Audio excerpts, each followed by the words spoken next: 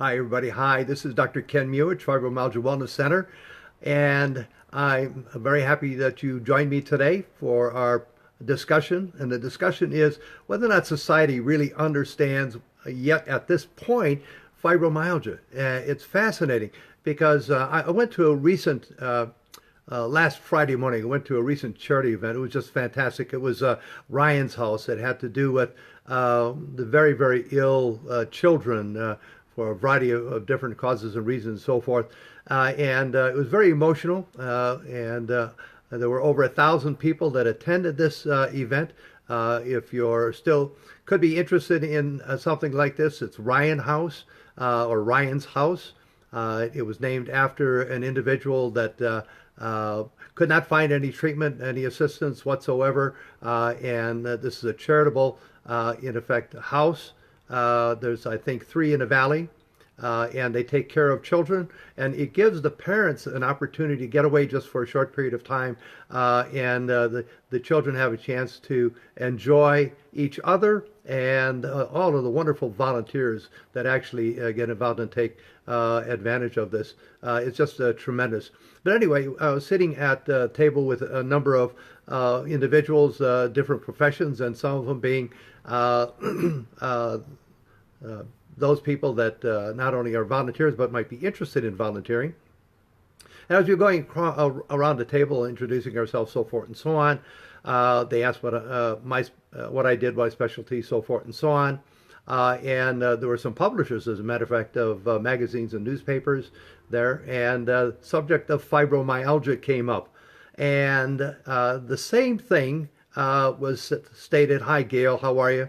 I may have been off by about, starting this by about 15 seconds or so, but I've been in a rush and a hurry doing a number of different things already today. But anyway, bottom line is that almost everybody at the table wanted to know about fibromyalgia and what it was, and is it really a condition and so forth. So it was fascinating that in my specialty, knew a great deal of information, obviously, since I've been working with fibromyalgia patients and the condition of fibromyalgia for so long, to answer so many of their questions.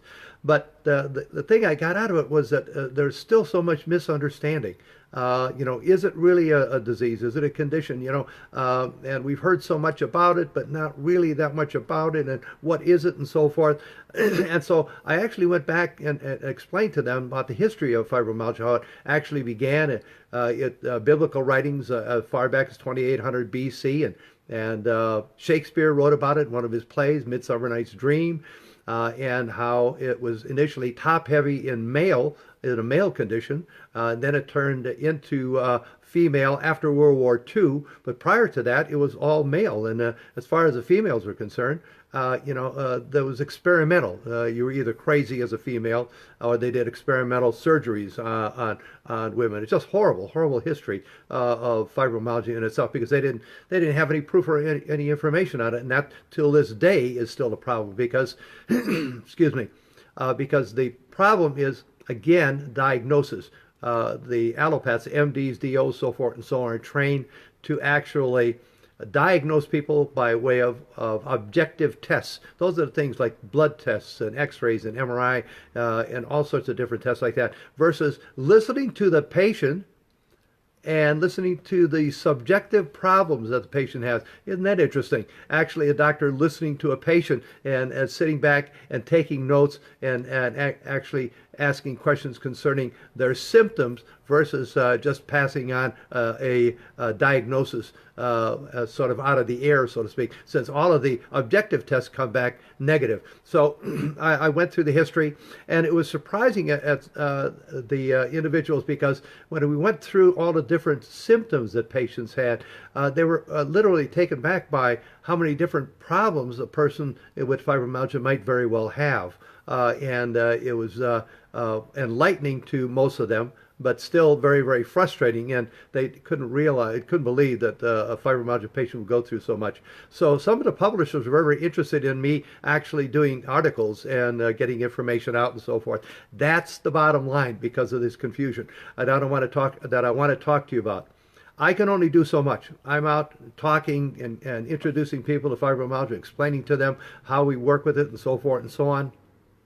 Matter of fact, April 5, that's Friday at 3:30 p.m., I'm going to be on radio talking about fibromyalgia. It's a KF, for those people in the local area, KFNX AM, that's 1100 1100 on the AM dial. Or you could go through computer-wise, Networking Arizona Radio Show. A Networking Arizona Radio Show, where I'll be on and I'll be talking about fibromyalgia, just like I'm talking to you about this. The bottom line is that I can only do so much. And there's only so many of us out there that are working with you and specializing in it. Those people, that doctors, you go into their office and you tell me fibromyalgia, they're already pretty well set in their ways as far as, they're going to cover you for whatever they think might be best as far as their program is concerned. But there aren't that many of us like myself that specializes in it, that really takes it to heart and tries to get the word out and tries to explain things out to people. So what does this come out to be? You, as a fibromyalgia patient, or you as a family member of a fibromyalgia patient, needs to get the word out. You need to explain to people what this is, rather than just a generalization. My wife has fibromyalgia, or my cousin has fibromyalgia. Oh, I've got somebody. It's very interesting. As I talk to people, almost everybody knows someone that has fibromyalgia, but then they look at it in a quizzical fashion because they don't have an answer for it. So those people that have it, you need to explain to the general public, as many people as you can, what you're dealing with and how many different symptoms that you have, and that it's not something in your head, and that it's real. Okay, why is it real? Because the government and the National Institute of Health, actually years ago, and then most recently a couple of years ago, something called ICD-10. ICD-10. If you are going to the doctor, you have to have one of these numbers, and so for fibromyalgia patients, it's M as in man, 79.7. That is your classification for fibromyalgia. M, 79.7. Why is that important? If you don't have that number, you don't have a problem. They got to put it somewhere else, okay? And so that's why this is extremely important, that after so many years, fibromyalgia is actually being given through the National Institute of Health, that it's not in your head, and it's in reality a true thing, and so forth and so on. It could be a symptom, it could be a syndrome, could be a condition, whatever. I always look at it as a condition. Syndromes are something like chronic fatigue that insurance companies may or may not want to cover, but with the M79.7, that is something that can be validated as a problem that you're having health-wise. So that's very, very important that you understand. But I can only do so much myself. I go out and I train doctors. I do presentations. I'm going to try to keep you in touch with as many presentations as I can. Maybe I can get them online so that you can actually follow the information that I have and so forth. But right now, what I'm trying to do is I'm kind of all over the board. I'm trying to qualify and quantify everything and put it in so that those people that are interested in learning about fibromyalgia, whether it because of only your interest, or because you are in the health field, or because a family member has fibromyalgia, that you understand what fibromyalgia is. It's not something that's crazy. You're not crazy, okay? I read through that for decades trying to fight this and try to save patients from thinking that they're crazy, because they're not. But now that government stepped in and actually has validated it, that's extremely important. It's so very, very important for you that you understand that. So again, I'm going to be on radio this Friday, April 5. This is not April Fool's Day that I'm talking to you about. The April 5th at 3:30 p.m. And for those people that can get the AM station KFNX, that's 1100 1100 on the AM dial. Or you can go through Networking Arizona Radio Show. Networking Arizona Radio Show. That's just as important that you understand as far as where you can reach this. And hopefully I'll have enough people to listen to the program. I've been asked to get on radio programs numerous times and so forth, but then you have to get sponsors and so forth, and I can't do that. I can't spend the time, my valuable time, trying to find sponsors for something. If few people, no sponsors that want to sponsor me. I can get on just like this. I get on a radio and give a wonderful presentation and so forth on so many different subjects. By the way, just I thought I'd mention, sorry if I just rocked the boat here. This is presentation number 60. Not quite my age, but still, it's number 60. And keep in mind, we save each and every one of these so that you can look back. Fibro Wellness Center, okay? I can't thank you enough for joining in. There's so many people that send me messages and so forth. If I can get information out to you, or if you want me to carry or cover a subject for you, please let me know. That way we can do that also. I'll look it up and I'll validate all my research and so forth before I give you the information.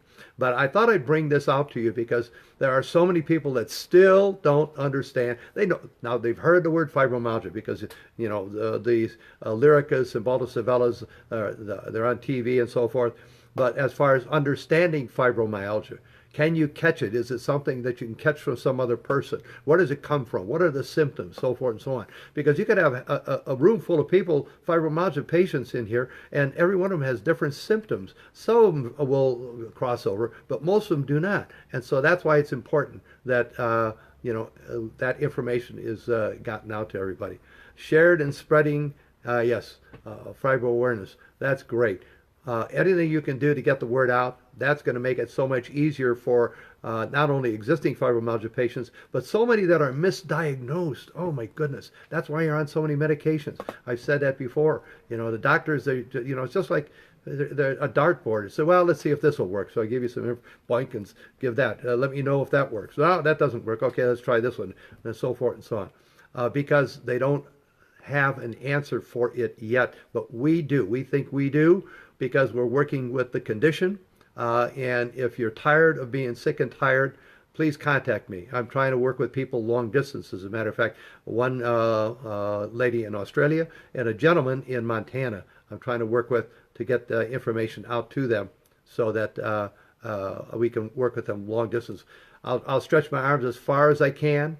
And also I'm trying to train doctors as much as I can in our protocol because we know it works. It's worked for decades, and that's the most important thing. I want to thank you very, very much for joining in and listening to my presentation again. Again, this is number 60. Next week, again, Monday at 12:30, I'll have another interesting topic on fibromyalgia or fibromyalgia-related aspects of health.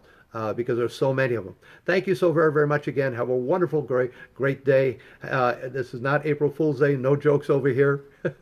But enjoy yourself. Have a great week. And I look forward to seeing you next, again, Monday at 12:30. Again, thank you, Gail.